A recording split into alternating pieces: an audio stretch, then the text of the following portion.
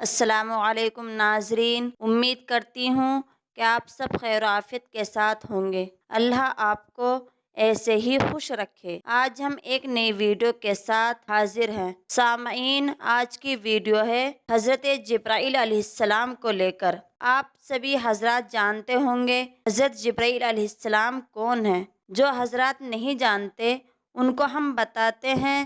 اللہ تعالیٰ کی بارگاہ میں 4 فرشتے بڑے مقرب ہیں: حضرت جبرائیل علیہ السلام، حضرت میکائیل علیہ السلام، حضرت اسرافیل علیہ السلام، حضرت عزرائیل علیہ السلام۔ حضرت جبرائیل علیہ السلام تمام فرشتوں کے سردار ہیں۔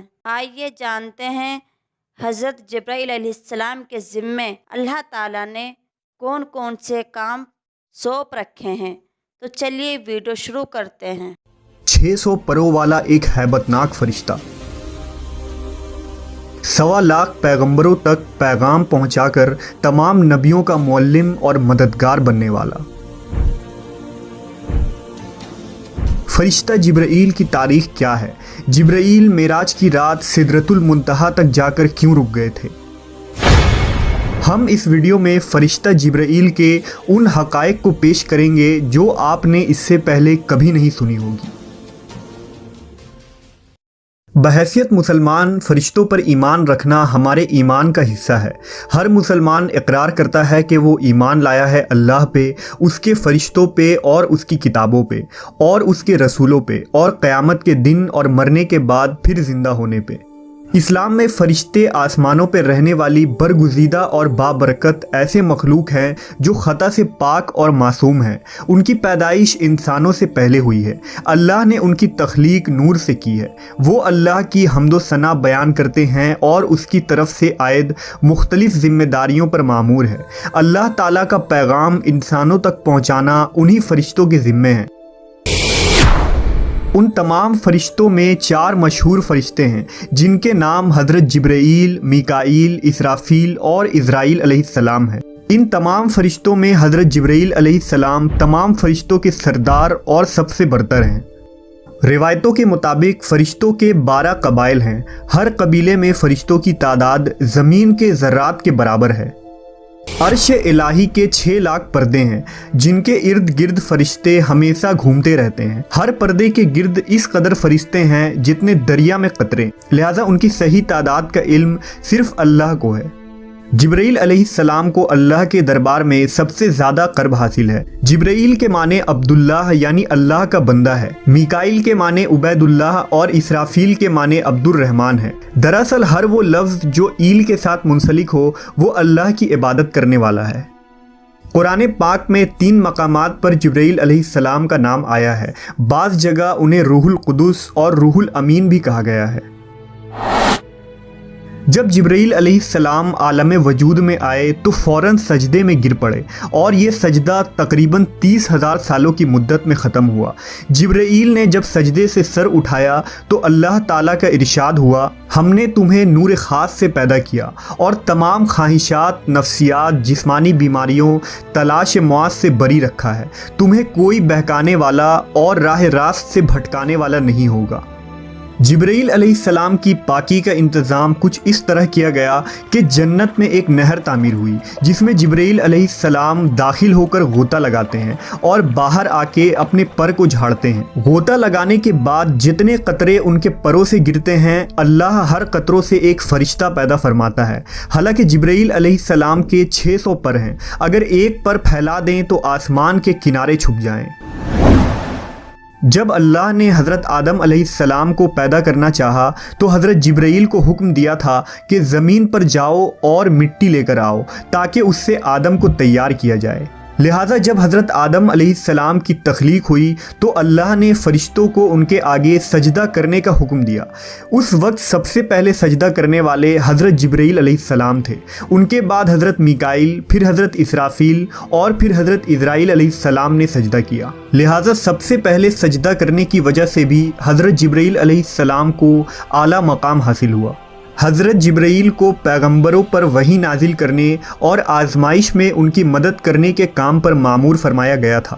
حضرت جبرائیل آدم علیہ السلام پر 12 مرتبہ نازل ہوئے، حضرت ادریس علیہ السلام پر 4 مرتبہ، حضرت ابراہیم پر 42 مرتبہ، موسیٰ علیہ السلام پر 400 مرتبہ، عیسیٰ علیہ السلام پر 13 مرتبہ اور آخری نبی حضرت محمد صلی اللہ علیہ وسلم پر 24,000 مرتبہ نازل ہوئے۔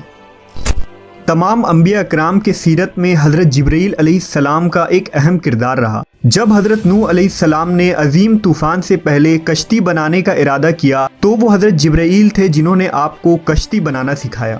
جب ابراہیم علیہ السلام کو نمرود نے آگ میں ڈالا تو اس وقت حضرت جبرائیل نے آگ کو گلزار بنا دیا۔ جب یوسف علیہ السلام کو ان کے بھائیوں نے کنویں میں پھینک دیا تو حضرت جبرائیل تیز رفتاری سے کنویں کے اندر گئے اور حضرت یوسف کو اپنے پروں میں تھام لیا، نیز کنویں میں انہیں حوصلہ دیا۔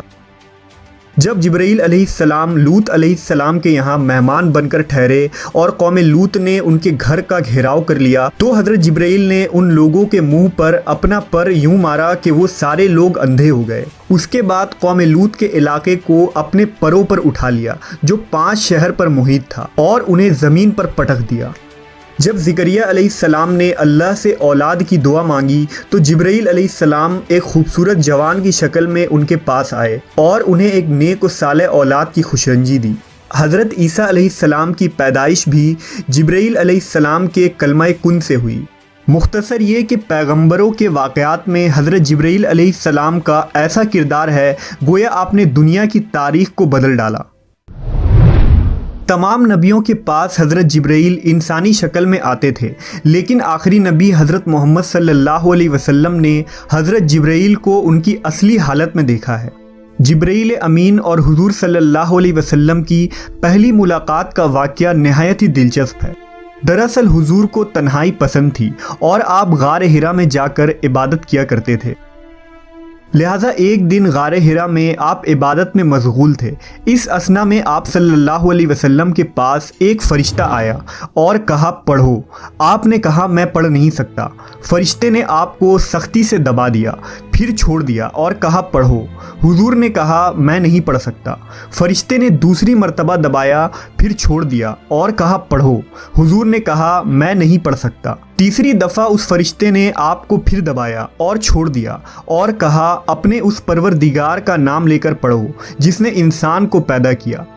اس کے بعد آپ صلی اللہ علیہ وسلم گھر واپس آئے۔ آپ کا دل لرز رہا تھا۔ آپ اپنی زوجہ حضرت خدیجہ کے پاس آئے اور کہا مجھے کمبل اڑا دو، لہٰذا انہوں نے آپ کو کمبل اڑا دیا۔ جب آپ کی گھبراہٹ کچھ کم ہوئی تو آپ نے حضرت خدیجہ کو سارا واقعہ بتایا۔ اس کے بعد حضرت خدیجہ آپ صلی اللہ علیہ وسلم کو اپنے چچا زاد بھائی ورقہ بن نوفل کے پاس لے گئیں۔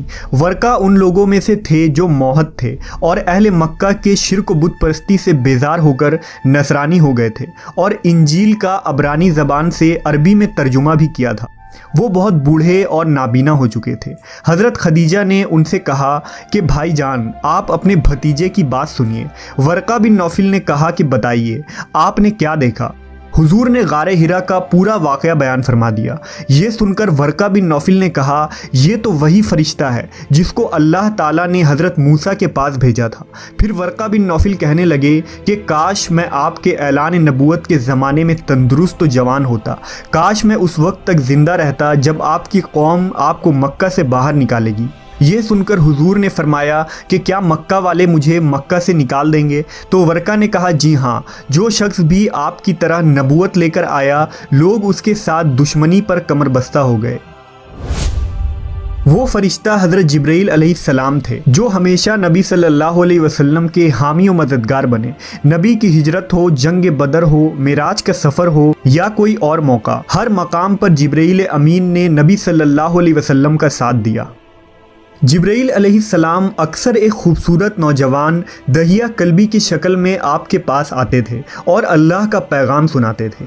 ایک مرتبہ نبی صلی اللہ علیہ وسلم نے حضرت جبرائیل سے فرمایا کہ میں چاہتا ہوں کہ تمہاری اصل صورت میں تمہیں دیکھوں۔